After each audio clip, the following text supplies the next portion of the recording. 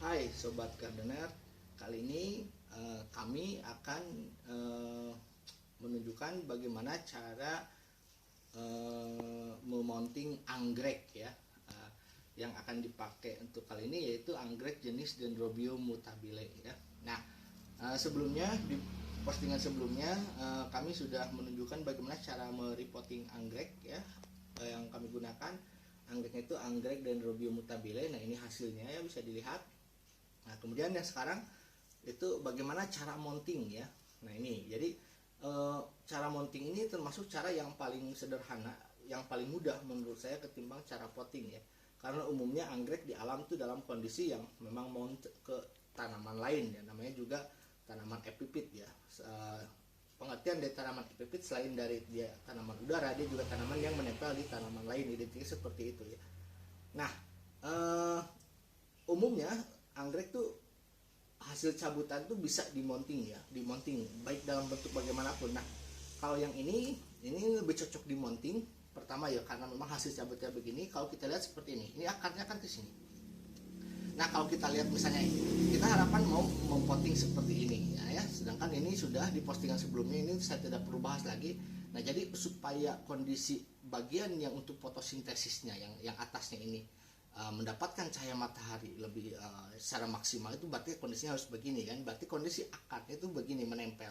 Nah, berarti awalnya si tanaman ini di pohon tuh begini posisinya. Nah, makanya mounting tuh lebih saya pakai ketimbang yang pot untuk anggrek yang ini, yang dua ini ya. Oke. Nah, untuk mounting ini ada dua jenis media yang saya gunakan secara umum media mountingnya. Yang pertama papan pakis, yang ini lempeng pakis. Nah, ini memiliki keistimewaan porus, kemudian ringan ya, ini ringan. Kemudian yang kedua, nah seperti ini ya, jadi dari kayu-kayuan ya, seperti ini. Usahakan kayunya ini dibersihkan dulu, takutnya ada tanah dan lain sebagainya dapat mengganggu seperti ini. Nah, apa kelebihan dari misalnya tanaman papan pakis sama kayu seperti ini, nanti kita akan bahas. Oke, untuk kali ini saya akan pakai papan pakis seperti ini. Jadi sebelum kita tancapkan atau mounting, kita tentukan terlebih dahulu ya, apakah posisinya begini atau misalnya bagaimana. Nah, itu tergantung, harus diperhatikan dulu sebetulnya. Oke, yang paling mungkin itu begini ya, ketimbang begini ya, jelas ini tidak disarankan ya, bahkan mungkin kurang tepat ya, karena ini bagian stomatanya. Nah, berarti posisinya begini. Nah, kalau pengen divariasi sedikit-sedikit boleh, misalnya agak nyamping ya, tapi ya tetap usahakan. Tapi oke, kita ambil posisi yang lurusnya seperti ini. Nah, penempatan anggrek seperti ini juga menentukan nanti apakah misalnya harus sebelah atas atau sebelah bawah atau tengah-tengah, bagaimana itu terserah dari selera masing-masing.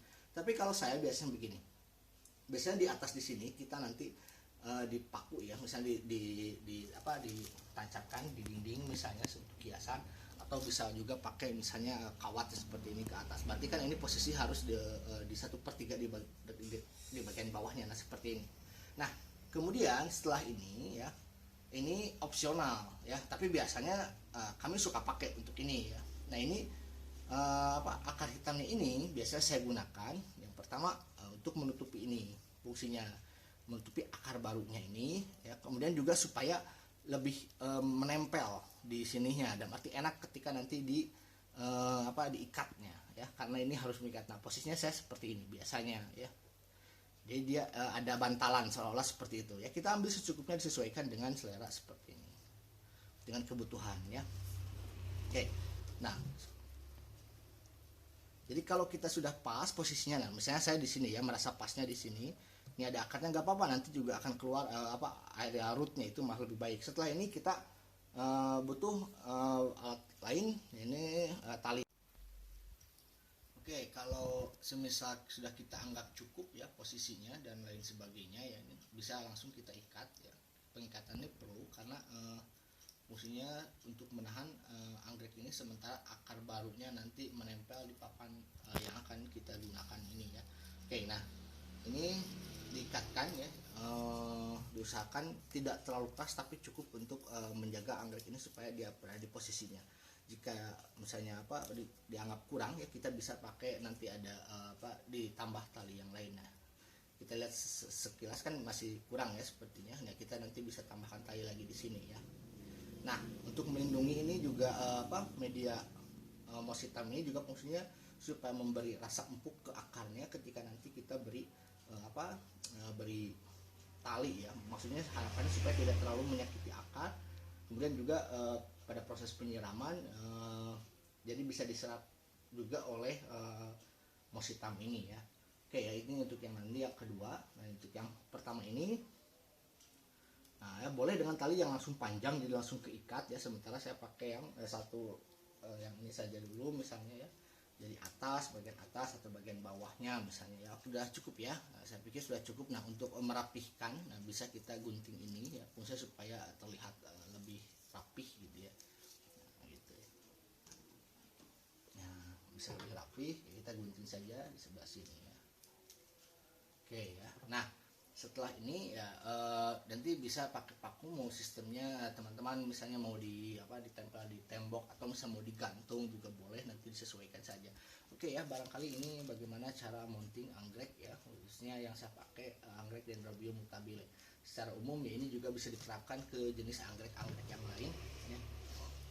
Walaupun demikian ada beberapa pengecualian untuk beberapa jenis anggrek yang misalnya dari bentuknya itu unik ya, dan itu memang harus memerlukan media mounting. Kalau untuk dipakai mounting itu yang agak lebih sesuai dengan bentuknya.